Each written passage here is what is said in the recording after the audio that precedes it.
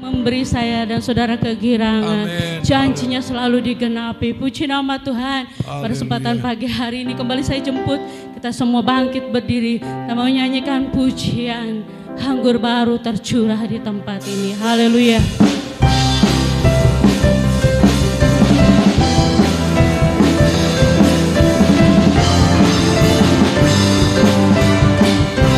Amin. Haleluya. Roh Kudus tercurah di tempat ini, urapannya yang ajaib memulihkan umatnya. Roh Kudus tercurah bagi gerejanya, membangkitkan umat pilihannya. Amin. Glory. Hari inilah harinya Tuhan, saat pembebasan tiba. Belenggu dosa telah dipatahkan, mari bersorak bagi Dia. Anggur baru tercurah penuhi umatnya dengan sukacita. Minyak baru tercurah urapi umatnya, nyata kuasa. Haleluya. Amin. Haleluya. Roh Kudus tercurah di tempat ini, urapannya yang ajaib memulihkan umatnya. Amin. Amin. Roh Kudus tercurah bagi gerejanya, membangkitkan umat pilihannya. Hari inilah harinya Tuhan, saat pembebasan tiba. Belenggu dosa telah dipatahkan, mari bersorak bagi Dia. Anggur baru tercurah penuhi umatnya dengan sukacita. Minyak baru tercurah urapi umatnya, nyata kuasanya. Nyata kuasanya. Nyata kuasanya. Amin. Haleluya. Ada gerakan roh Allah di tempat ini terjadi dalam hidup kita. Haleluya Yesus. Glory. Haleluya.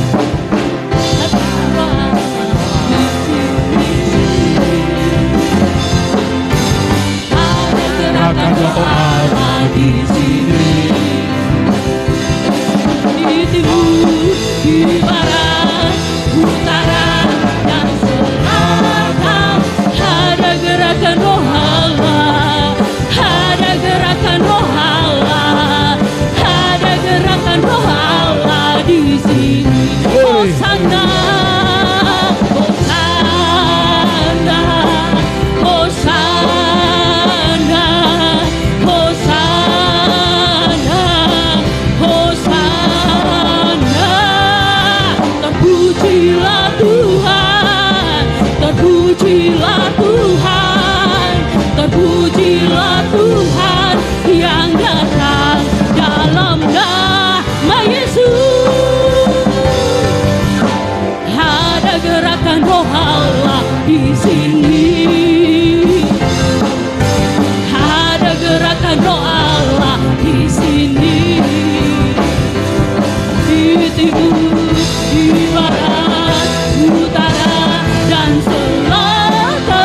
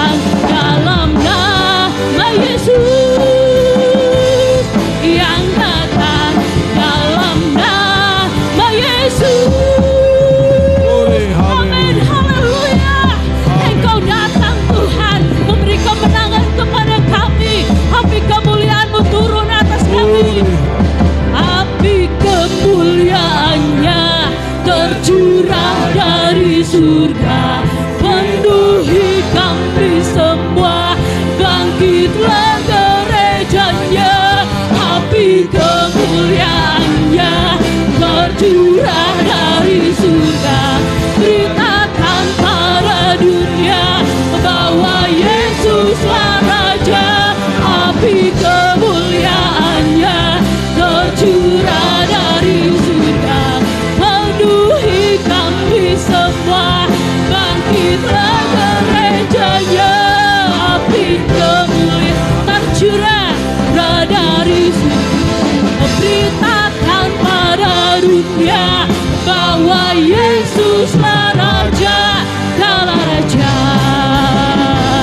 segala raja, segala raja. Haleluya. Kemuliaan hanya bagi-Mu Tuhan. Engkaulah Raja segala raja, Engkaulah Tuhan. Haleluya. Terima kasih Yesus. Terima kasih Allah Roh Kudus. Terima kasih Tuhan. Terima kasih Engkau yang menjadikan kami pemenang ya Tuhan.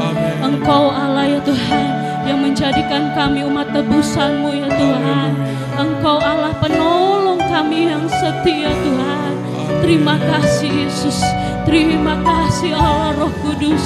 Walaupun gunung itu tidak berpindah, tapi kami percaya setiap janji-Mu dalam kehidupan kami Tuhan. Terima kasih. Haleluya.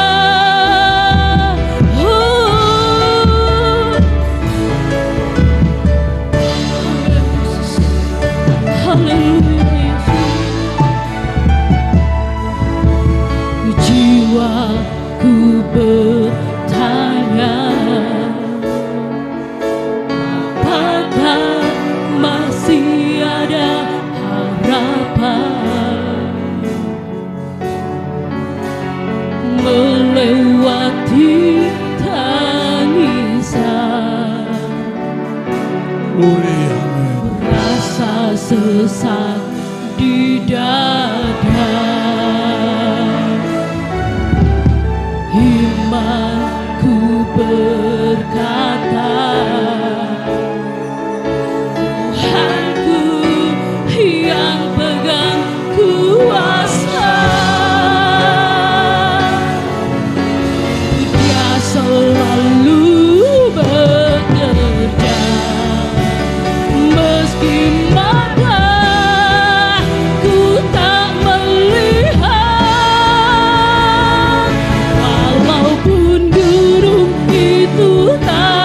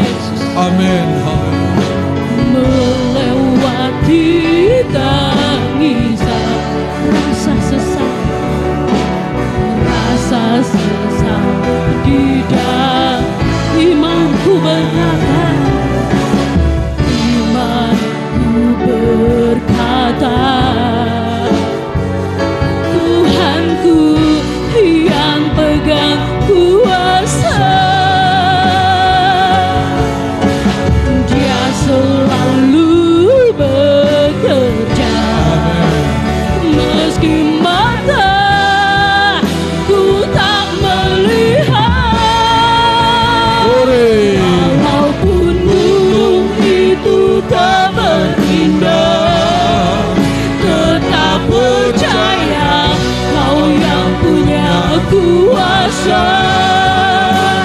Sekalipun ku dalam lembah kelam, tak mengapa asal kau di sampingku. Walaupun masalahku masih ada, tetap percaya rencanamu terindah. Pribadimu takkan pernah berubah. Iman yang aku pegang padamu Tuhan yang Setia. gunung itu tak tetap percaya Yesus. Amin. Engkau yang punya kuasa. Sekalipun kami dalam lembah yang kelam. Amin Yesus. Haleluya. Walaupun masalahku masih ada, tetap percaya rencanamu terindah. Pribadimu takkan pernah berubah. Iman yang aku pegang padamu Tuhan yang setia.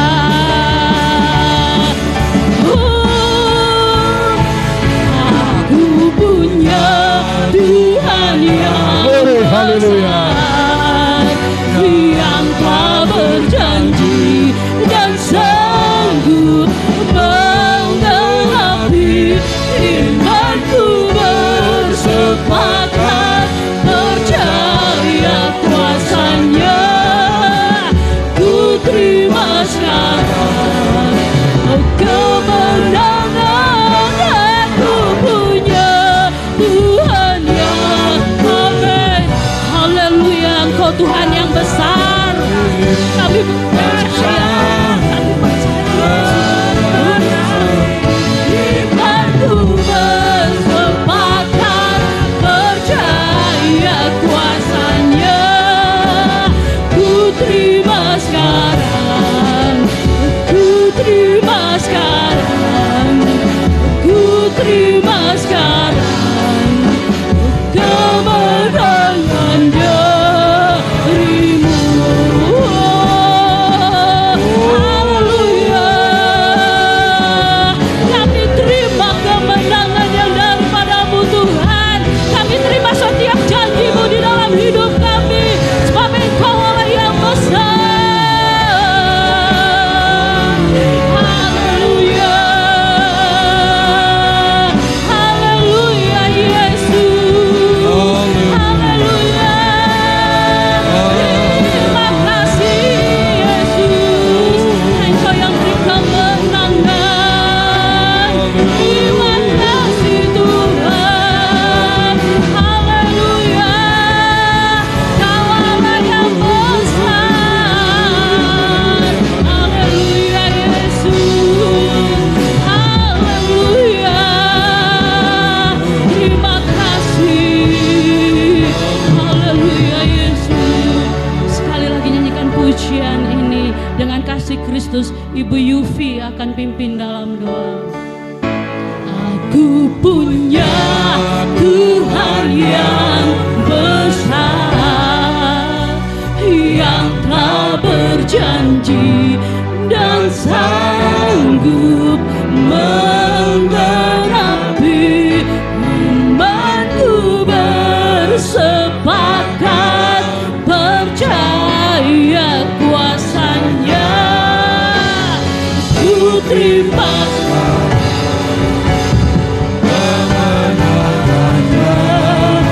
katakan aku punya Tuhan. Punya Tuhan. Haleluya. Amin, amin. Yang tak berjanji dan sanggup menggenapi. Imanku bersepakat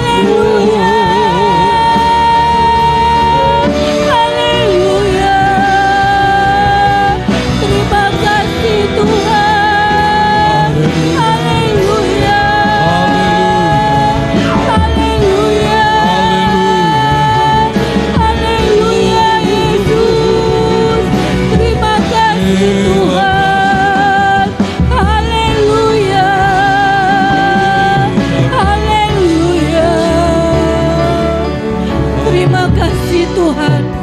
Terima kasih Allah Roh Kudus. Haleluya. Kami bersyukur Tuhan. Amin. Kalau kami boleh ada sampai saat ini. Ini semua bukan karena kehebatan kami Tuhan.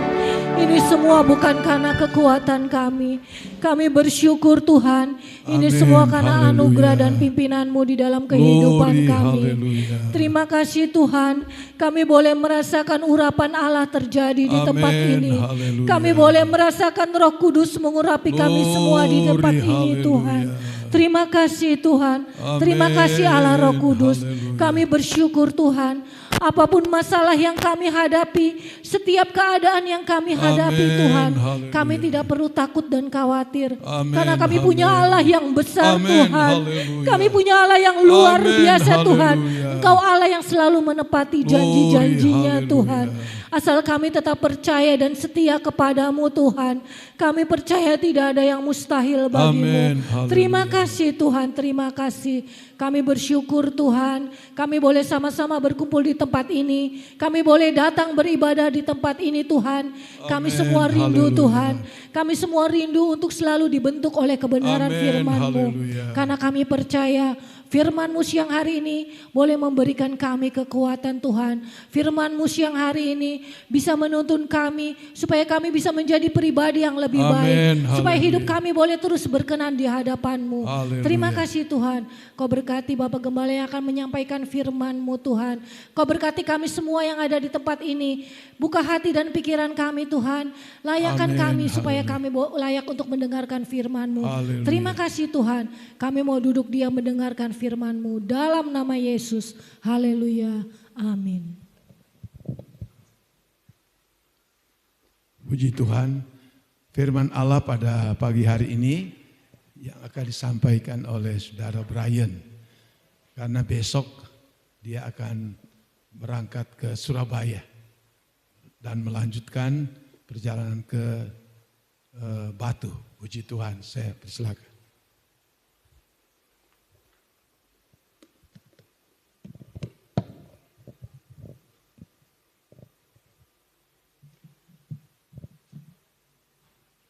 Haleluya.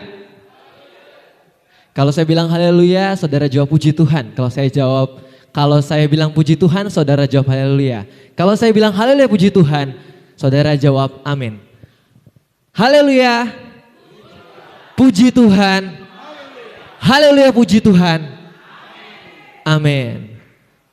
Amin. Saya berterima kasih atas segala kesempatan yang diberikan oleh Tuhan Yesus kepada saya melalui Bapak Gembala yang sudah mempercayakan saya untuk berdiri di tempat ini untuk belajar sama-sama untuk memberitakan kebenaran firman Tuhan.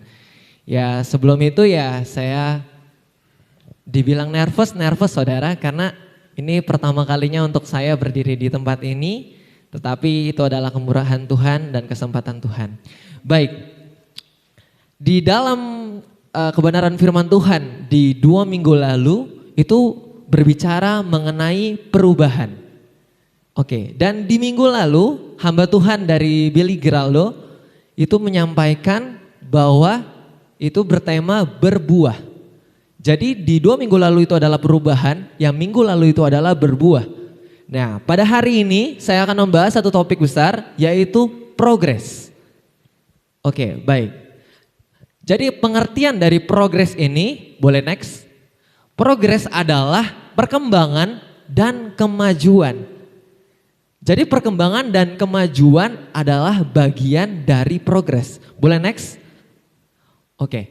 Jadi pengertian dari perkembangan itu adalah proses perubahan atau pertumbuhan secara bertahap dari kondisi sebelumnya menuju kondisi yang lebih matang dan lebih baik.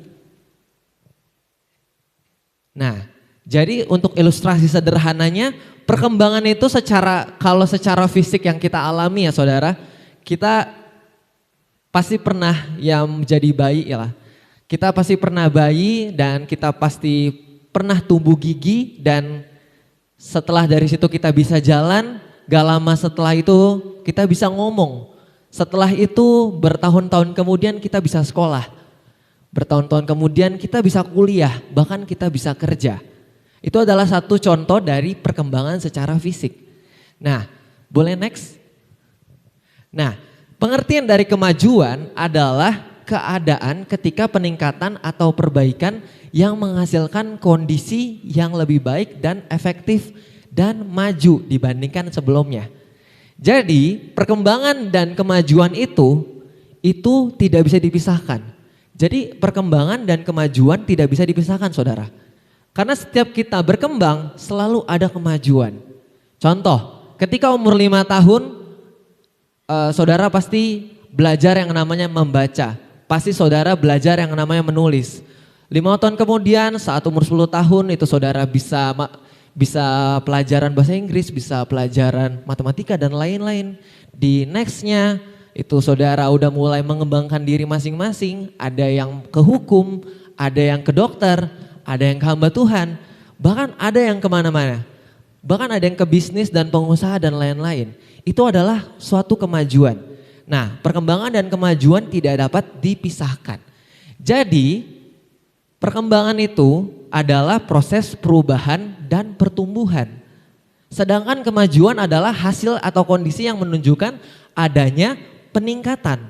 Nah, itu adalah dua hal perbedaan, tetapi dua hal ini selalu berjalan bersamaan. Oke, mari sama-sama kita buka dalam ayat pokok kita di Amsal 4 ayat yang ke-18. Boleh next? Oke. Amsal 4 ayat yang ke-18. Untuk menghormati pembacaan firman Tuhan, saya persilakan untuk bangkit berdiri untuk sama-sama kita membacakan kebenaran firman Tuhan ini. Yang sudah mendapat katakan amin. Oke, sama-sama kita baca Amsal 4 ayat 18, bunyinya demikian. Tetapi jalan orang benar itu seperti cahaya fajar yang kian bertambah terang sampai rembang tengah hari. Oke, boleh silakan duduk, amin untuk kebenaran firman Tuhan. Dan ayat ini ditulis oleh Raja Salomo yang menekankan nasihat seorang ayah kepada anaknya. Itu tertulis di Amsal 4 ayat yang pertama. Dengarkanlah hai anak-anak didikan seorang ayah dan perhatikanlah supaya engkau beroleh pengertian. Nah, itu ada di Amsal 4 ayat yang pertama. Jadi Amsal 4 ini ditujukan kepada seorang anak. Seorang ayah kepada anaknya. Nah, kalau kita next ke ayat yang ke-19 itu dikatakan jalan orang fasik itu seperti kegelapan, mereka tidak tahu apa yang menyebabkan mereka tersandung. Oke, jadi di dalam dua konteks ini, di ayat 18 dan di ayat yang ke-19 itu ada sebuah kontras, perbedaan yang sangat kelihatan. Di ayat 18 dikatakan tetapi jalan orang benar. Di ayat yang ke-19 dikatakan jalan orang fasik. Ini menunjukkan bahwa ada dua jalan. Jalan orang benar itu yang pertama. Yang kedua adalah jalan orang fasik. Yang kita tahu bersama bahwa jalan orang benar itu semakin terang. Boleh next? Jalan orang benar itu semakin terang. Sedangkan jalan orang fasik semakin gelap dan membawa kepada kejatuhan. Jadi ada dua hal yang ditekankan di dalam Amsal 4 ayat 18 dan 19. Ini adalah satu hal teguran untuk kita saudara, untuk saya pribadi, untuk kita bisa mengerti bahwa di ayat 18 dan 19 ini adalah perbedaan yang kontras. Nah, tetapi kita mau fokus pada ayat yang ke-18. Di ayat yang ke-18 dikatakan tetapi jalan orang benar. Boleh next? Tetapi jalan orang benar. Artinya apa? Jalan orang benar. Jalan orang benar yaitu adalah perjalanan. Yang berarti adalah sebuah proses. Proses kita itu belum mencapai kesempurnaan. Jadi jalan orang benar belum sempurna. Masih awal-awal. Masih baru dimulai. Yang artinya perjalanan hidup dari orang percaya yang dibentuk, diarahkan dan bertumbuh. Yang dibentuk, diarahkan dan bertumbuh dalam Tuhan. Jadi kesimpulan dari jalan orang benar itu adalah proses kita dibentuk, diarahkan dan bertumbuh. Nah, perjalanan hidup ini itu adalah hal yang menarik ya saudara-saudara, karena ini bukan bersifat jangka pendek. Tetapi perjalanan hidup, yang namanya perjalanan hidup itu selalu bersifat jangka panjang. Dari saudara kecil, dari saudara bayi seperti yang saya tadi tekankan, ketika saudara bayi, saudara sudah menjalankan proses hidup, perjalanan hidup.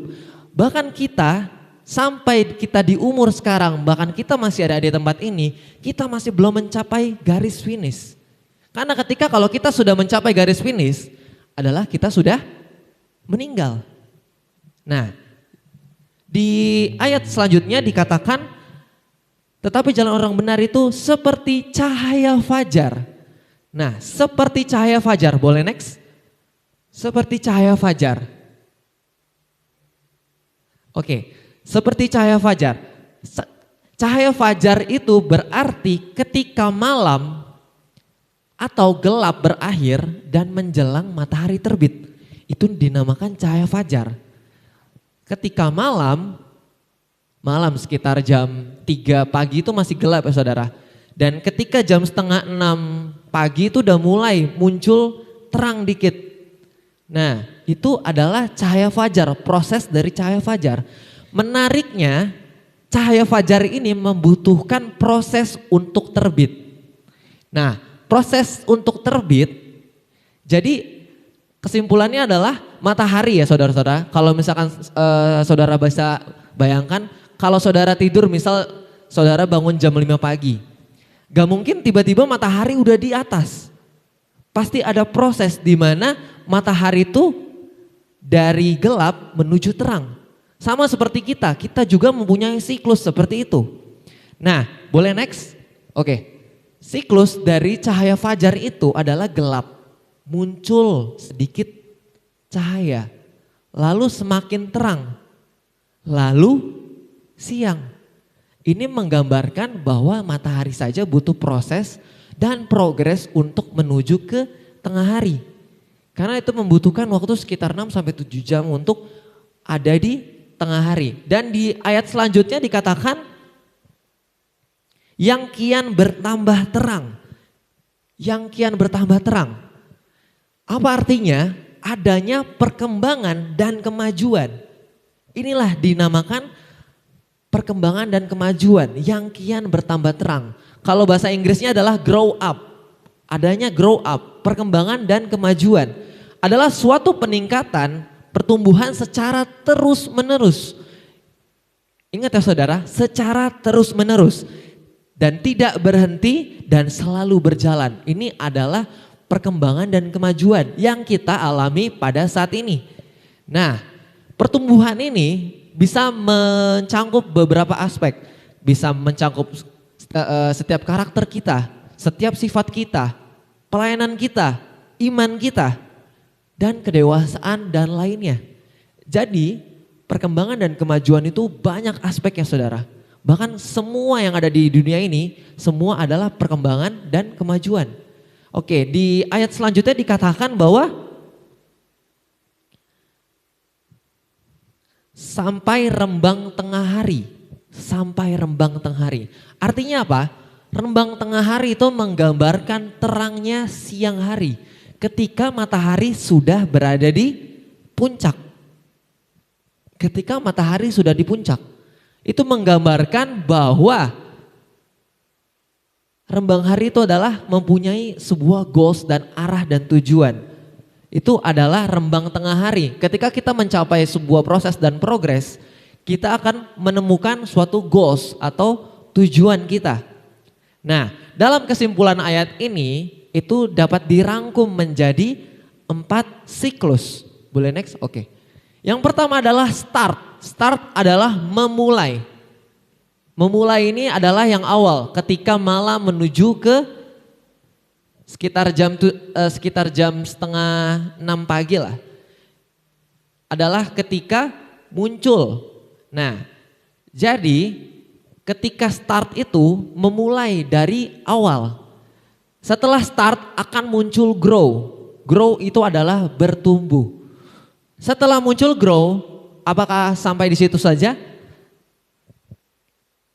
Dan kita akan masuk ke progress, berprogres atau mempunyai artian berkembang. Dan yang keempat adalah become, adalah menjadi. Nah, gambaran dari ilustrasi yang saya bisa sampaikan agar saudara mungkin bisa paham, itu adalah kita gambarkan malam itu sebagai ketidakpastian. Malam itu sebagai ketidakpastian. Malam itu kita hilang arah. Nah, ketika sudah masuk ke step yang kedua, ke siklus yang kedua, muncul cahaya fajar. Adanya harapan atas hidup kita. Dan yang ketiga, terus bertambah, terang bertambah. Yang artinya adalah semakin kita berprogres. Yang keempat adalah tengah hari, menjadi lebih baik. Oke. Jadi apa itu progres rohani? Boleh next? Progres rohani itu adalah perjalanan pertumbuhan seseorang melalui sebuah proses, tindakan, pengalaman, kegagalan, pertobatan, pelayanan, dan pertumbuhan rohani yang menuju pribadi yang semakin dewasa dan serupa dengan kehendak Tuhan. Nah, kalau dilihat dari PPT itu saya menggarisbawahi pertumbuhan yang semakin dewasa. Itu adalah progres dari rohani.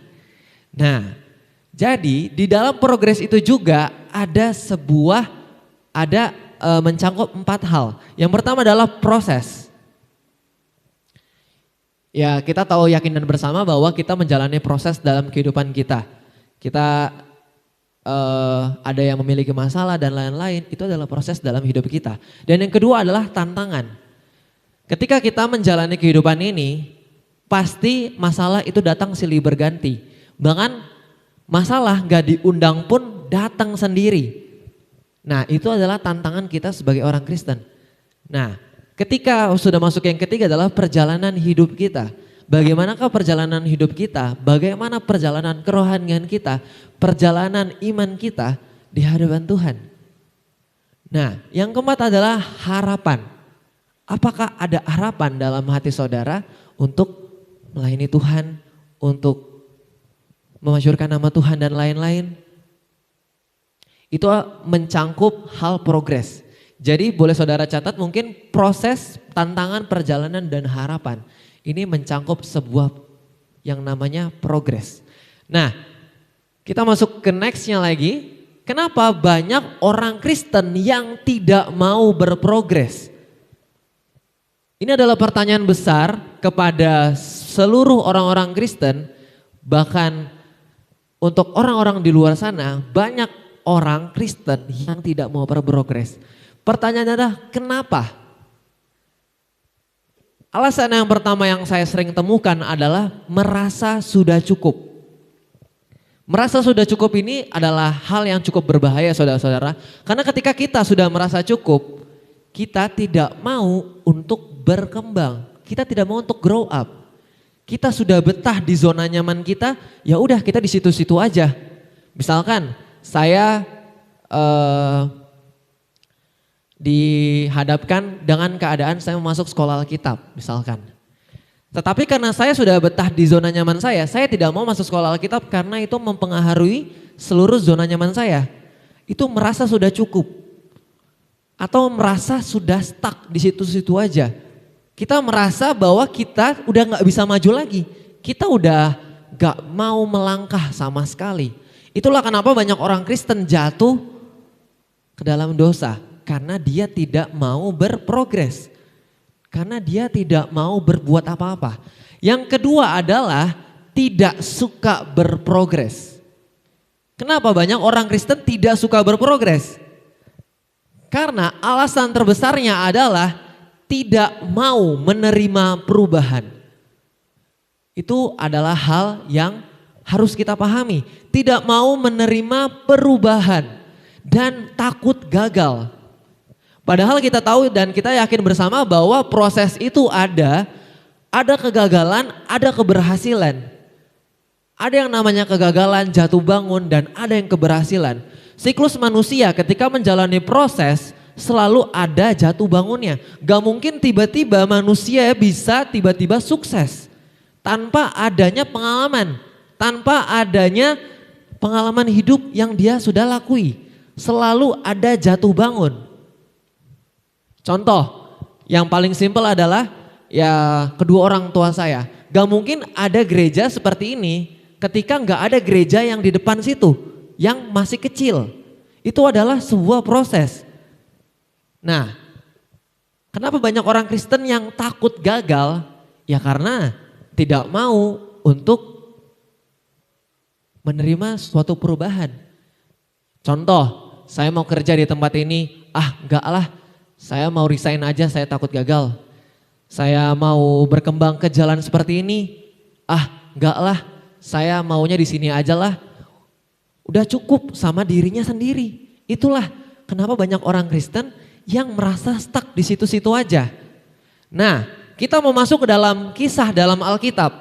Ada satu perumpamaan yang Yesus ucapkan di dalam Matius 25 ayat 14 sampai 30. Boleh saudara buka di Alkitab saudara masing-masing, perumpamaan tentang talenta. Matius 25 ayat 14 sampai 30. Nah, kalau kita buka di dalam Matius 25,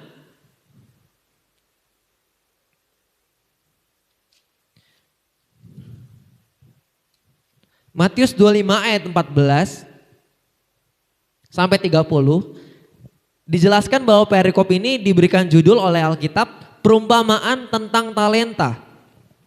Tetapi kita tidak mau baca semua karena ini lumayan panjang ya saudara-saudara. Tetapi saya akan simpulkan dalam beberapa hal. Jadi perumpamaan tentang talenta adalah sebab hal kerajaan sorga sama seperti seorang yang mau berpergian ke luar negeri yang memanggil hamba-hambanya dan mempercayakan hartanya kepada mereka. Dan seorang diberikan 5 talenta, seorang lagi 2, yang seorang lagi 1. Masing-masing menurut kesanggupannya, lalu ia berangkat. Dan setelah pergilah hamba yang menerima 5 talenta itu dan menjalankan uang itu lalu beroleh laba 5 talenta. Hamba yang menerima 2 talenta pun berbuat demikian juga berlaba 2 talenta. Tetapi hamba yang menerima 1 talenta itu pergi dan menggali lubang di dalam tanah lalu menyembunyikan uang tuannya. Jadi di dalam kisah yang Yesus bagikan itu adalah perumpamaan tentang talenta. Apa itu talenta? Jadi di zaman itu talenta itu adalah satuan nilai uang yang besar, yang sangat besar. Itu adalah talenta di zamannya itu ya. Satuan nilai uang yang sangat besar. Jadi pengertian talenta itu adalah sesuatu yang dipercayakan, bukan diberikan. Dipercayakan. Bukan diberikan.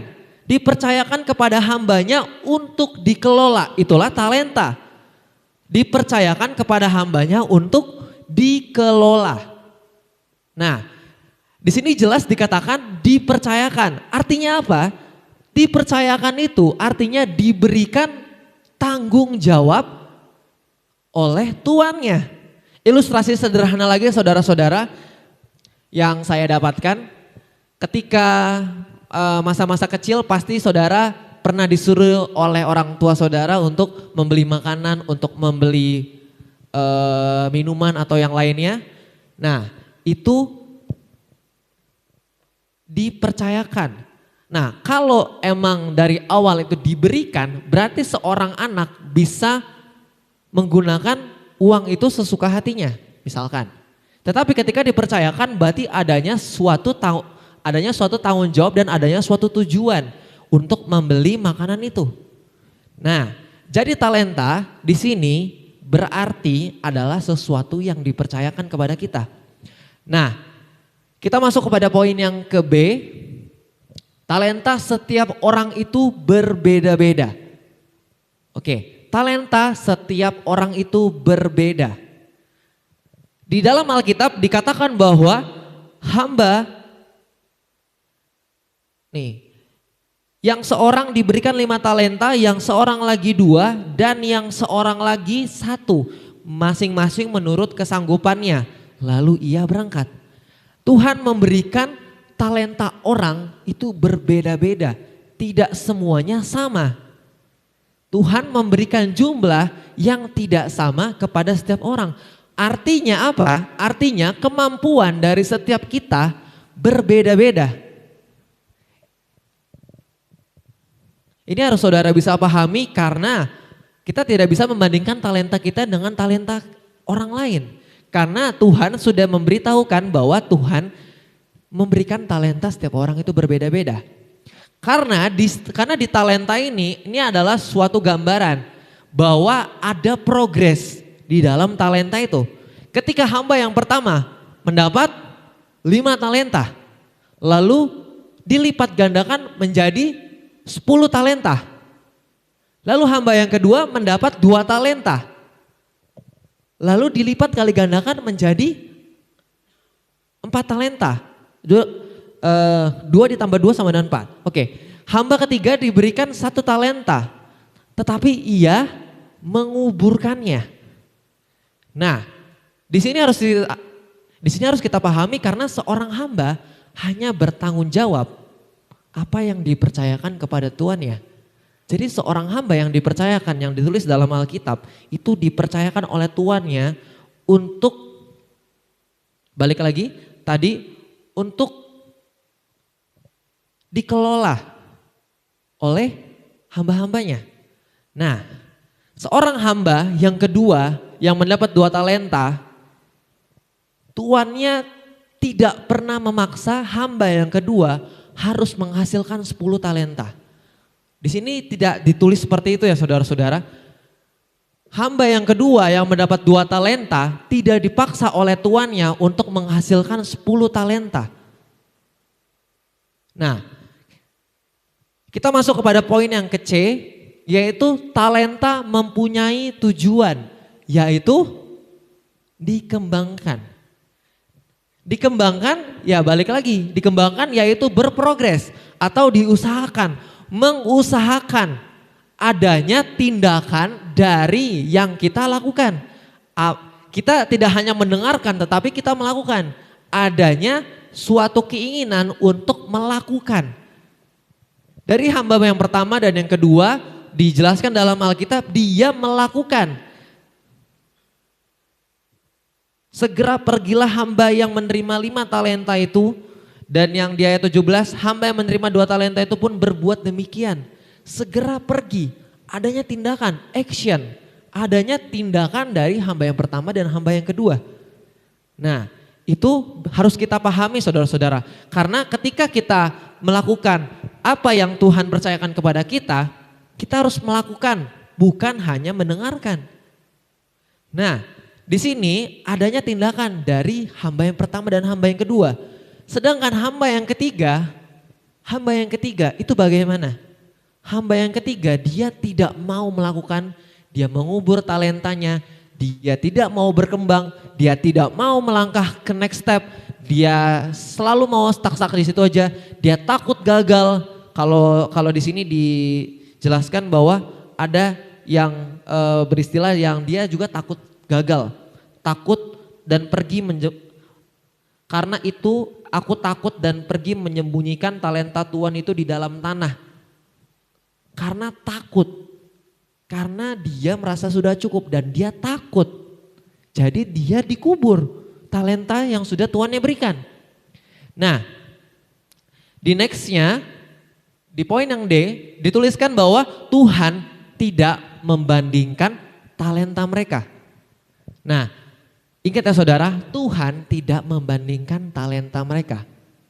Artinya Tuhan ingin melihat usaha kita. Seperti yang tadi saya sampaikan di poin yang ke B, hamba yang kedua tidak dipaksa untuk mendapatkan 10 talenta. Tetapi tuannya ingin melihat usaha dari hambanya untuk menghasilkan. Bukan menghasilkan siapa yang paling banyak. bukan menghasilkan yang paling banyak. Misalkan saya dikasih 5 talenta, terus tuannya ingin saya ada suatu progres misalkan harus 20 talenta. Itu kan mungkin gak masuk akal ya saudara-saudara. Nah tetapi Tuhan itu tidak membandingkan talenta dari hamba-hambanya. Ketika hamba yang pertama diberikan 5 dilipat gandakan menjadi 10 dan hamba kedua diberikan 2 dilipat gandakan menjadi 4, apakah Tuhan bilang, wah ini gak cukup, wah ini gak cukup, mendingan kamu cari lagi aja sana? Kan Tuhan gak bilang gitu. Nah Tuhan itu ingin melihat usaha kita, bukan siapa yang menghasilkan paling banyak, tetapi yang mau berusaha. Yang mau apa saudara? Berusaha. Yang mau setia dan yang mau melakukan kehendaknya. Karena kembali lagi ke poin awal, setiap talenta mempunyai tanggung jawab. Nah, jadi ini bukan berarti cara kita lebih baik dari orang lain. Tetapi bagaimana cara kita setia kepada apa yang Tuhan percayakan kepada kehidupan kita. Oke baik, semoga saudara bisa paham. Dan dalam kisah ini juga kita mau belajar bahwa ketika kita mau berusaha melakukan kehendak Allah dan mau berprogres dan mau bertindak, maka Tuhan akan mempercayakan segala sesuatu yang terbaik yang sudah Ia siapkan, amin. Yang sudah Ia siapkan dan yang indah dalam kehidupan kita. Bahkan jelas di sini dikatakan Tuhan tidak membandingkan talenta kita. Jadi pertanyaan terbesarnya adalah atas dasar apa kita membandingkan talenta kita dengan orang lain. Bahkan Tuhan sendiri tidak membandingkan talenta kita dengan orang lain. Atas dasar apa manusia membandingkan talentanya sendiri dengan orang lain? Itu gak fair ya saudara-saudara kalau menurut saya pribadi. Jadi kalau ada statement yang berkata kalau manusia aja gak suka apalagi Tuhan. Menurut saya itu adalah satu statement yang lumayan keliru saudara-saudara. Ini saya juga dengar di beberapa hamba Tuhan yang menyampaikan demikian. Dan ini saya renungkan dan oh iya juga ya. Kalau manusia aja gak suka apalagi Tuhan. Statement dari mana yang muncul seperti itu? Itu statement yang sangat keliru. Karena kenapa? Karena kalau ada statement seperti itu, berarti kita berbuat sesuka kita. Kita nggak mau berbuat apa yang kita nggak mau berbuat. Kalau kita nggak suka, kita nggak mau lakuin. Kalau kita nggak suka, kita nggak mau turutin.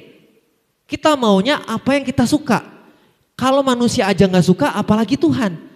Nah, jadi apa bedanya kita sama hamba yang ketiga? Hamba yang ketiga tidak mau mengembangkan talentanya karena ia takut. Dan ia juga secara tidak langsung ia nggak suka. Jadi kalau ada statement yang kalau manusia aja nggak suka apalagi Tuhan, apakah itu benar? Nah, karena hamba yang ketiga itu menguburkan talentanya dan tidak mau berkembang. Lalu untuk apa Yesus mati di kayu salib? Kalau Yesus mati di kayu salib, lalu saat dia berdoa dia katakan angkatlah cawan ini daripada aku. Tetapi bukan kehendakku melainkan kehendakmu. Kalau Yesus gak suka, untuk apa dia menebus dosa kita? Yesus melakukan bukan karena suka, tetapi karena itu adalah kehendak Bapa. Jadi kalau ada orang yang bilang seperti itu, kalau manusia aja gak suka apalagi Tuhan, tolong dikoreksi. Jangan sampai statement itu malah merubah cara pandang iman kita dan tujuan kita. Kita malah berbuat sesuka kita. Kita malah berbuat apa yang kita mau. Sedangkan yang kita tidak mau, kita tidak mau lakukan. Itulah kenapa hamba yang ketiga dicampakkan ke dalam kegelapan yang paling gelap. Karena ia tidak mau melakukan.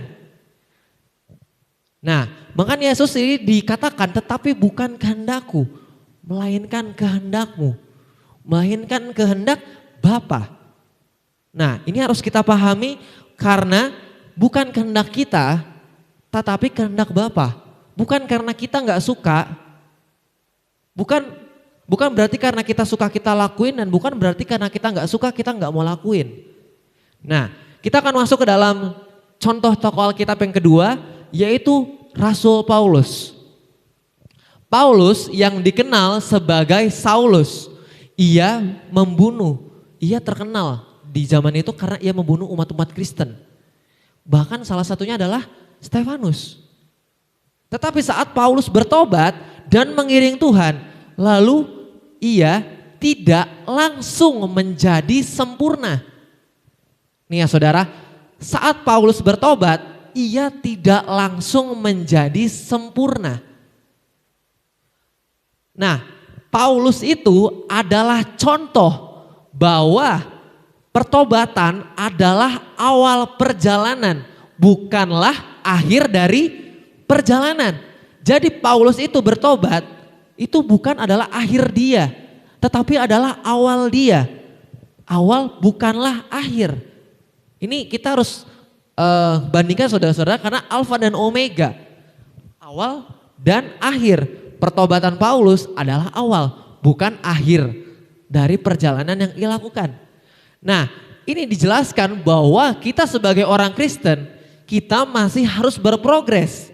Bahkan dijelaskan bahwa di Rasul Paulus dari Kisah Rasul sampai beberapa kitab setelah itu dijelaskan bahwa bertahun-tahun setelah itu Rasul Paulus masih melayani jemaat-jemaat, masih memberitakan firman. Bahkan dia menghadapi setiap penolakan. Bahkan Rasul Paulus pun masih belajar dan semakin mengenal Kristus. Dia masih belajar mengenalkan Tuhan, bertumbuh dalam karakter dan iman, dan terus mengejar panggilan Tuhan. Jadi awal dari Paulus bertobat itu adalah awal dari Paulus memulai. Jadi ketika kita bertobat itu adalah bukan akhir kita saudara-saudara, tetapi itu adalah awal kita. Ya, itu harus kita pahami dalam kehidupan kita karena ini dalam kisah Paulus juga ada salah satu siklus. Paulus bertemu dengan Kristus, itu adalah siklus yang pertama. Dan siklus yang kedua adalah hidupnya berubah. Dan yang ketiga adalah terus bertumbuh. Yang keempat adalah menggunakan apa yang Tuhan percayakan. Yang kelima adalah menghasilkan buah. Nah, ini berhubungan dengan firman Tuhan, kebenaran Tuhan yang kemarin Billy sampaikan adalah adanya kita sebagai orang Kristen kita harus berbuah, tetapi kita juga harus mempunyai progres. Nah, di sini diartikan bahwa Paulus itu belum sempurna, bahkan dijelaskan di dalam Filipi 3 ayat yang ke-12. Boleh sama-sama saudara buka di dalam Filipi 3 ayat yang ke-12. Filipi 3 ayat yang ke-12. Demikian firman Tuhan. Bukan seolah-olah aku telah memperoleh hal ini atau telah sempurna.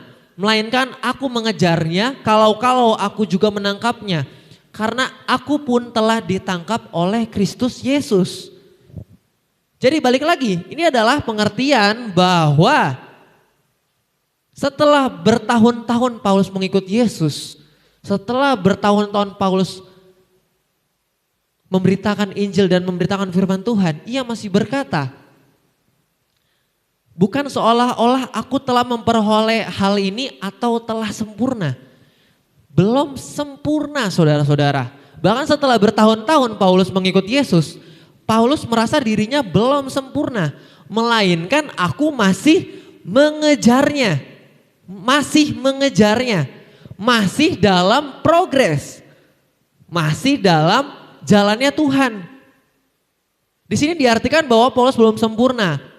Oke saudara, nah jadi bagaimana cara kita berprogres? Ini saya simpulkan dalam 5 poin saudara-saudara. Bagaimana cara kita berprogres dalam mengikut Yesus? Yang pertama adalah tidak boleh menyerah. Tidak boleh menyerah. Ya kalau ada orang-orang di luar sana yang kayak mengatakan lagu-lagu kayak jangan menyerah, ya itu ada benernya juga saudara-saudara. Karena ketika kita sudah menyerah, ya udah kita mau jadi apa? Kita mau kalau mama saya sebut yang kayak madesum, kayak masa depan suram gitu. Kalau kita menyerah dalam perjalanan kita. Kalau kita sudah menyerah, kita pasti nggak mau yang namanya melangkah. Dan disitulah kita akan menjadi seperti hamba yang ketiga. Yang dikatakan di perumpamaan tentang talenta dalam Matius 25 ayat 26 dan 30. Di sini di ayat 26 dikatakan bahwa maka jawab tuannya itu, hai kamu hamba yang jahat dan malas. Hamba yang jahat dan malas. Tidak mau berprogres, sama saja dikatakan bahwa hamba yang jahat dan malas. Jadi kamu sudah tahu bahwa aku menuai di tempat di mana aku tidak menabur dan memungut dari tempat di mana aku tidak menanam. Nah, ini keras ya saudara-saudara untuk dikatakan. Nah, di ayat 30 Tuhan mengatakan bahwa dan campakkanlah hamba yang tidak berguna itu ke dalam kegelapan yang paling gelap. Di sanalah akan terdapat ratap dan kertak gigi. Nah, ini adalah salah satu hal ketika saudara menyerah.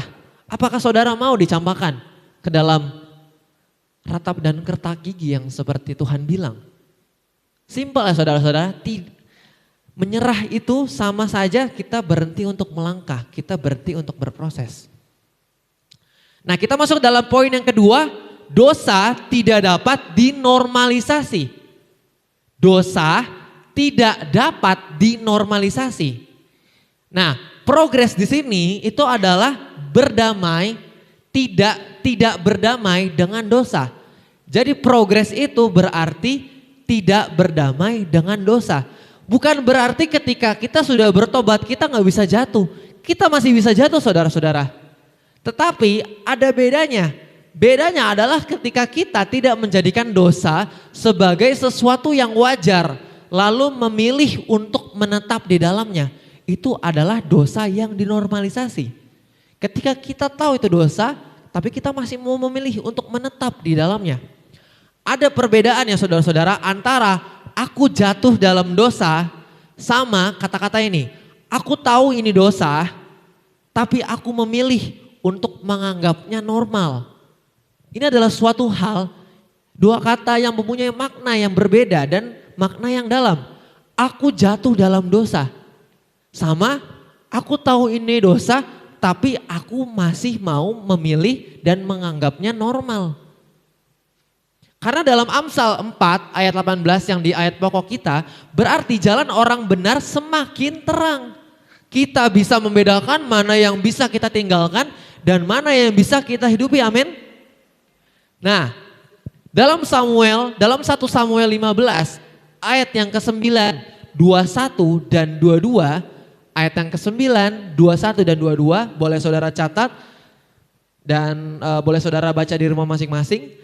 Dan di sini saya hanya menyimpulkan bahwa Tuhan menyuruh Saul untuk menumpas segala orang Amalek.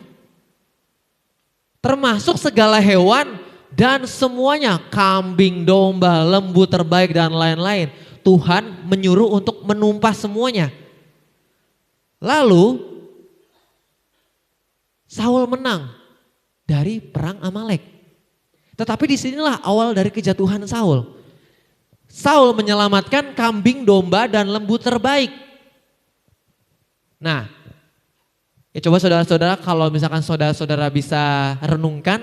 Ketika Tuhan sudah menyuruh untuk menumpas segala bentuk binatang-binatang, orang Amalek, kambing, domba, lembu ternak, dan lain-lain. Tetapi Saul memilih untuk menyelamatkan kambing domba dan lembu terbaik. Coba saudara bisa renungkan.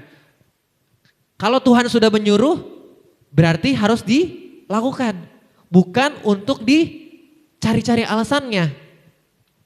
Nah di sini dikatakan bahwa alasannya ada di ayat yang ke-21. Kambing domba itu untuk dipersembahkan kepada Tuhan. Coba saudara-saudara perhatikan. Saul menyelamatkan kambing dan domba, tetapi Saul itu mencoba untuk menormalisasi dari ketidaktaannya. Dia berkata, kok kambing domba itu untuk dipersembahkan kepada Tuhan.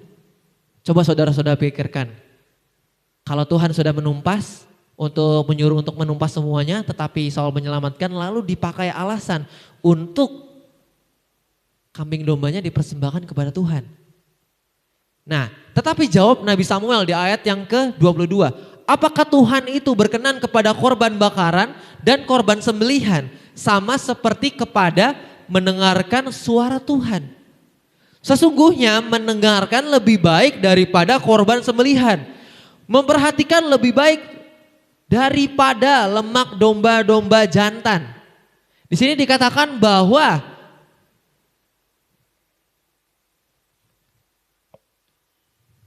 korban sembelihan sama seperti kepada mendengarkan suara Tuhan. Sesungguhnya mendengarkan lebih baik daripada korban sembelihan. Mendengarkan lebih baik daripada korban sembelihan. Apakah di sini Saul dia tidak ngakal-ngakalin Tuhan? Saul mencoba untuk membungkus dosanya dengan hal yang rohani. Coba betapa mirisnya saudara-saudara di dalam kehidupan kita, di dalam kehidupan kekristenan, ketika kita membungkus suatu dosa dengan hal yang rohani. Contohnya ya saudara-saudara, yang saya sering dengar juga yang di luar-luar sana, bahwa kita tahu dan yakin bersama bahwa Tuhan sudah memberitahukan bahwa terang dan gelap tidak bisa bersatu. Amin. Terang dan gelap tidak bisa bersatu. Tetapi kita seringkali bilang ke Tuhan kayak gini. Tuhan, tapi kan nanti kan saya bawa dia ke Kristen Tuhan. Tuhan, kan nanti saya bawa dia untuk mengenal Engkau. Nah, coba kita pikirkan. Firman Tuhan dikatakan gelap dan terang tidak bisa bersatu, tapi kita masih bisa ngakal-ngakalin Tuhan.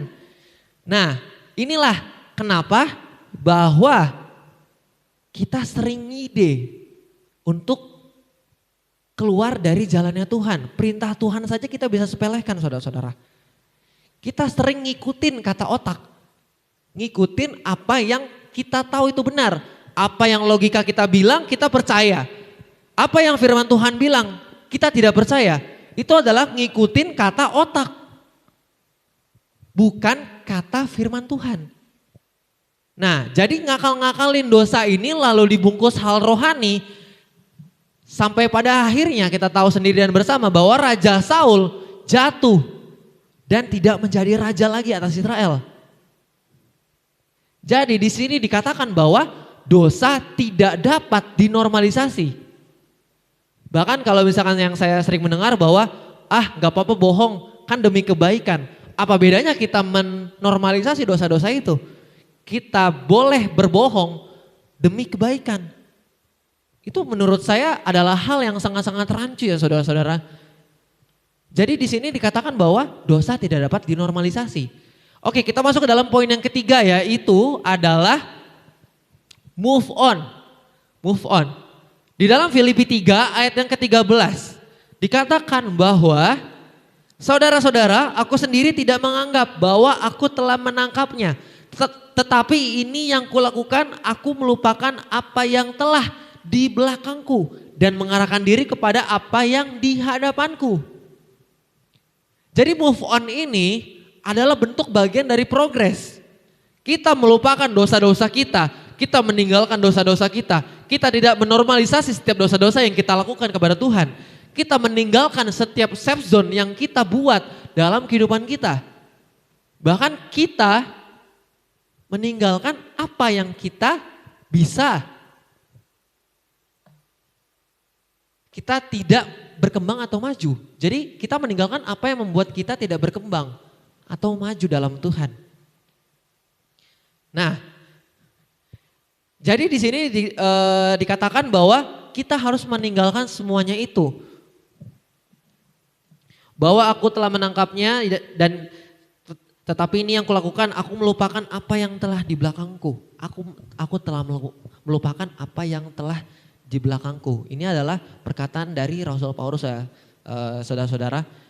Nah, supaya kita bisa melangkah lagi, kita harus move on dari setiap dosa-dosa lama kita untuk mencapai sebuah target dan mengejar segala ketertinggalan kita. Oke, kita masuk ke dalam poin yang keempat. Progres bukan sekedar bergerak. Progres bukan sekedar bergerak.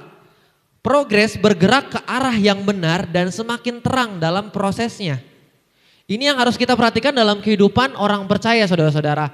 Karena ketika kita berprogres, jangan sampai kita berprogres ke arah yang salah. Bukannya kita berprogres ke arah yang benar, tetapi kita berprogres ke arah yang salah. Kita malah menjerumuskan diri kita ke dalam dosa. Bukan kita berprogres untuk memuliakan nama Tuhan. Yang benar itu adalah kita bergerak ke arah yang benar, memusatkan tujuan dan fokus kita kepada Yesus Kristus, bukan kepada dosa dan orang lain.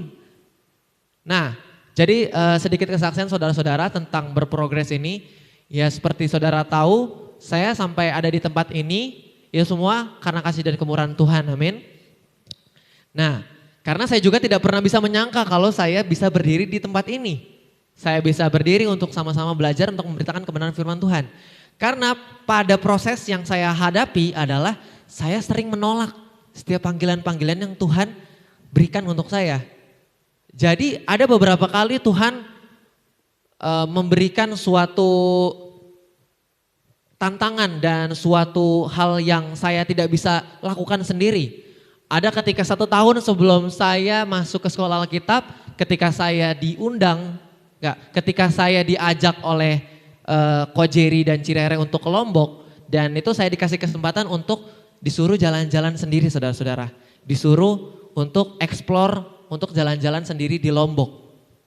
Nah, saya dikasih motornya lumayan butut, lumayan Supra Bapak kalau saudara-saudara tahu. Udah Supra Bapak lagi. Jadi kayak Supra Bapak yang paling jadul pokoknya. Nah, terus saya nekat lah, saya jalan-jalan keliling-keliling. 1 hari, 2 hari, 3 hari. Di hari yang ketiga atau di hari yang keempat saya lupa.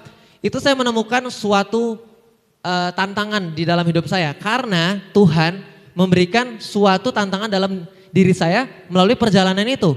Karena saya waktu itu saya nggak tahu gimana, tapi saya punya satu pikiran karena saya waktunya sebentar, jadi saya mau eksplor 4 pantai dalam 1 hari. Nah di pantai yang pertama aman, pantai yang kedua itu udah mulai nggak aman. Waktu saya berjalan ke pantai yang kedua, itu saya menemukan bahwa pantai itu sudah tidak ditinggali siapa-siapa lagi. Itu sudah tidak ada penghuninya, bahkan sudah ditinggalkan oleh masyarakat sekitar. Bahkan jalannya itu mirip-mirip kayak jalan-jalan sawah yang ada di belakang sini. Nah setelah pindah ke pantai yang ketiga, saya mendapatkan suatu penghiburan karena ya lumayan bagus lah. Nah yang ke pantai yang keempat itu sekitar jam 4 sampai jam 5 sore saudara-saudara. Sekitar jam segitu saya kan harusnya pulang ya saudara-saudara. Nah saya tidak pernah diberitahu bahwa di Lombok itu tidak ada yang namanya lampu jalan di daerah situ. Jadi lampu jalan yang ada di depan-depan sini tuh gak ada di sana saudara-saudara. Nah saya gak pernah dikasih tahu hal itu. Nah saya nekat untuk mampir ke pantai yang keempat jam 5 sore sampai jam 6:30 malam. Nah saya pede kalau saya bisa lah untuk pulang di jam segitu. Saya pulang, saya keluar dari parkiran dari pantai dan itu posisinya ada di pantai Selong Belanak. Untuk ke Mataram itu kira-kira prosesnya butuh 2 jam naik motor saudara-saudara. Nah ketika di perjalanan tiba-tiba lampu motor Supra itu mati saudara-saudara. Lampu motornya mati total. Saya nggak bisa lihat apa-apa. Kalau sekarang saya bisa lihat sampai ke sana, waktu saat itu saya setengah meter kayak gini aja udah nggak kelihatan. Karena posisinya udah di tengah hutan. Dan saya juga dikasih tahu sama orang-orang sekitar bahwa udah mendingan nginep aja di hotel daripada pulang sekarang. Karena posisinya kalau mau pulang ke daerah Mataram itu kanan dan kiri itu jurang. Karena saya juga lalui waktu perjalanan pergi saya itu emang naik turun, naik gunung, turun gunung, naik turun. Ya pokoknya gitu-gitu saudara. Nah sampai pada satu titik lampunya mati. Yang paling saya tidak ingin saya harapkan itu adalah HP saya juga mati saudara-saudara. Saya nggak bisa pakai GPS. HP saya mati total. Lampu motor mati, HP saya mati. Saya nggak ada duit. Saya posisinya ada di tengah-tengah hutan. Nah coba kalau saudara bayangkan kanan kiri jurang, gak ada orang sekitar. Posisi dari situ ke rumah warga sekitar 3-5 kilo. Hampir gak mungkin menemukan kehidupan di situ. Nah dalam hati saya langsung berdoa, Tuhan tolong saya, Tuhan tolong saya, Tuhan tolong saya. Sambil saya panik. Mau ada setan, mau gimana pun, mau dia gangguin, saya udah gak peduli lagi karena saya cuma mau selamat hari itu juga. Nah, singkat cerita, Tuhan tiba-tiba mengirimkan beberapa orang yang saya tidak tahu. Karena saya tahu kalau orang-orang Lombok itu, yang kalau yang saya dengar di masyarakat pedalamannya, mereka itu suka begal saudara-saudara. Pas zaman itu ya, maksudnya banyak kejahatan yang terjadi di turis-turis yang ada di sana. Nah, otomatis saya tidak bisa percaya kepada orang-orang lain. Tetapi saya tidak tahu bagaimana ceritanya, tapi Tuhan mengirimkan beberapa orang untuk menuntun saya. Jadi tiba-tiba saya ada yang datang dari belakang, terus dia punya lampu sen motor. Jadi saya ngikutin dari belakang terus. 2 jam kayak gitu saudara-saudara. 2 jam tanpa berhenti. Kalau misalkan ada orangnya yang setelah dari situ dia udah pulang ke rumah, terus tiba-tiba Tuhan kirimkan lagi, ada orang lagi yang nuntun saya. Dan orang itu pun sadar kalau saya ngintilin dia. Sampai saya masuk ke Mataram. Bayangin saudara, 2 jam dengan kondisi saya nggak kenal siapa-siapa, motor saya mati, HP saya mati, saya nggak punya kenalan siapa-siapa. Bahkan saya tahu di sana adalah daerah yang cukup rawan. Tetapi Tuhan masih menolong saya. Makanya saya boleh berada di tempat ini. Karena kalau saya di sana, saya terjadi apa-apa, otomatis saya udah nggak ada sampai saat ini. Karena saya udah nggak tahu saya udah di hutan di mana, saya udah diculik beruang atau di mana, kan nggak ada yang tahu. Nah, itu adalah suatu progres. Dan setelah kejadian hal itu, saya merenungi di dalam sekolah Alkitab, saya merenungi setiap perbuatan Tuhan yang Tuhan sudah tetapkan dalam kehidupan saya, bahwa saya harus melayani. Bahkan ada ketika cici saya dipanggil oleh Tuhan. Karena saya tahu bahwa cici saya itu mau ketika saya dan Billy sama-sama masuk sekolah Alkitab dan sama-sama menjadi hamba Tuhan. Itu salah satu keinginan dari cici saya. Nah, saat cici saya meninggal, saya baru terbuka pikirannya. Bahwa ya kalau misalkan ada orang yang ditinggalkan, yang pasti menimbulkan luka dalam hati saudara-saudara. Karena saya juga selama saya di sekolah Alkitab, 3 bulan, 4 bulan, 5 bulan saya bergumul sama hal itu karena saya mempunyai penyesalan pribadi. Karena cici saya meninggal. Nah, disitulah ada satu progres. Saya perlahan-lahan menerima bahwa kehendak Tuhan itu saya harus menjadi seorang hamba Tuhan. Saya harus memberitakan firman. Karena saya juga berpikir bahwa kehidupan saya sampai sekarang saat ini itu semua tidak akan ada gunanya kalau saya tidak melayani Tuhan. Nah, itulah adalah suatu progres dalam kehidupan saya yang bisa saya saksikan. Nah, dalam progres itu saya nyatakan bahwa kemajuan menjadi nyata. Ini adalah poin yang terakhir. Kemajuan menjadi nyata. Dalam 1 Timotius 4 ayat 15. Sama-sama kita buka 1 Timotius 4 ayat yang ke-15. 1 Timotius 4 ayat yang ke-15. Bunyinya demikian. Perhatikanlah semuanya itu, hiduplah di dalamnya supaya kemajuanmu nyata kepada semua orang. Jadi kita simpulkan bahwa dari pertama bahwa dalam kisah Paulus kita diajarkan untuk sebuah pertobatan. Di dalam Amsal 4 ayat 18 ayat pokok kita diajarkan bahwa adanya pertumbuhan. Dari pertobatan ke pertumbuhan. Di dalam Matius 25 ayat 14 sampai 30 perumpamaan tentang talenta itu digambarkan bahwa kita harus mengembangkan diri kita untuk berprogres. Yang keempat adalah dosa tidak dapat dinormalisasi. Nah, boleh next? Nah, ini dijelaskan bahwa adanya siklus terakhir yang saya simpulkan. Bahwa bertobat, bertumbuh.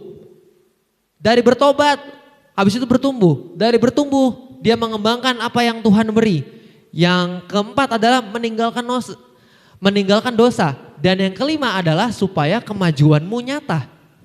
Itu yang bisa dilihat. Nah, di sini ada satu quotes. Boleh next? Tuhan tidak memanggil kita untuk sekedar pernah bertobat. Tuhan tidak pernah memanggil kita untuk sekedar pernah bertobat. Tuhan memanggil kita untuk terus bertumbuh, mengembangkan apa yang Dia percayakan, meninggalkan dosa sampai kemajuan itu nyata dalam hidup kita. Amin. Nah, namun dalam progres juga jangan diartikan bahwa harus selalu lebih besar atau lebih sukses. Karena semakin kita mengenal dan semakin kita mengenal Tuhan, semakin dewasa, semakin bertanggung jawab, semakin menggunakan apa yang Tuhan percayakan dan semakin kita tidak berdamai dengan dosa, itu kita akan menerima suatu buah yang ada di firman Tuhan minggu lalu. Kita harus menerima dan menanamkan agar kehidupan kita menjadi buah. Karena tidak tiba-tiba manusia menjadi sempurna. Karena tidak tiba-tiba manusia menjadi sempurna. Melainkan adanya progres. Paulus berprogres, tokoh-tokoh lain dalam Alkitab berprogres.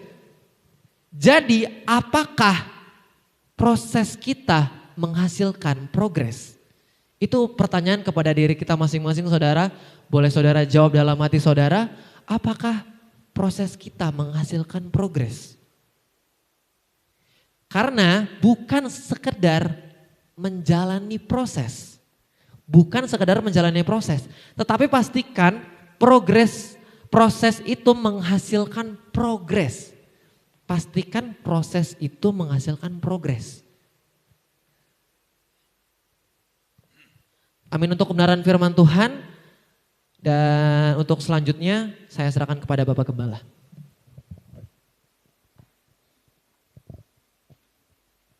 Puji Tuhan saudara, senang mendengar firman Tuhan. Ya, dia pengerja di Grandfield Jakarta. Pendetanya memang kalau khotbah 1 jam lebih. Jadi saya lihat juga, waduh hampir 1 jam ya. Jadi terbiasa di Grandfield saudara, pendetanya khotbahnya 1 jam atau 1 jam seperempat ya. Kita di sini sudah terbiasa paling ya 40 menit. Memang saya juga tidak kasih tahu setengah jam saja, saya kasih bebas, pengen baru dikit pre-band ya. Puji Tuhan, ya penampilan pertama, aduh saya bangga saudara. Ya saya senang sekali saudara. Puji Tuhan. Dan inilah doa-doa kami sejak mereka dilahirkan. Tuhan, kami ingin anak kami menjadi pelayan-Mu Tuhan.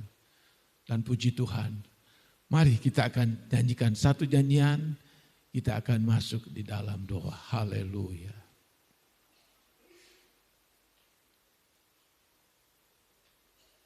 Glory, haleluya.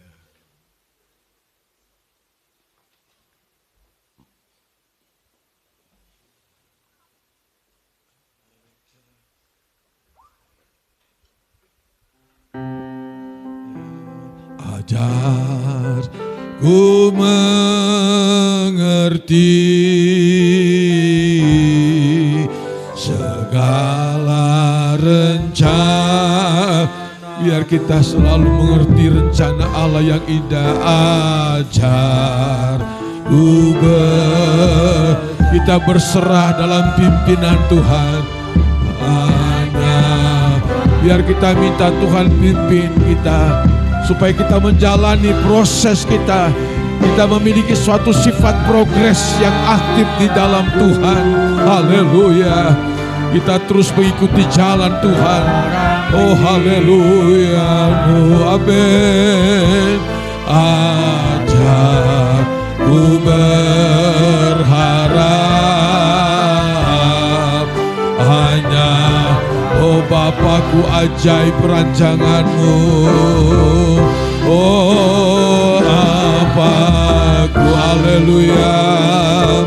Ajaib segala rancangan Tuhan begitu indah. Meskipun harus melalui proses, meskipun harus melalui perjuangan. Amin. Heran perbuatan-Mu Tuhan sanggup mengadakan. Engkau sanggup mengadakan. Oh haleluya. Oh amin. Kalau kita mau bertumbuh, mau melakukan proses, kita akan melihat pertolongan Allah, jawaban Tuhan dalam kehidupan kita. Kita nyanyikan, Bapakku ajaib rancangan-Mu. Bapak Yohanes akan berdoa. Bapakku, terima kasih Tuhan. Ajaib segala rancangan, ajaib rancangan-Mu Tuhan. Oh terima kasih Tuhan. Heran perbuatan-Mu. Engkau sanggup mengadakan segala yang ku perlukan menurut kehendak-Mu. Menurut kehendak-Mu terjadilah, amin. Haleluya. Oh menurut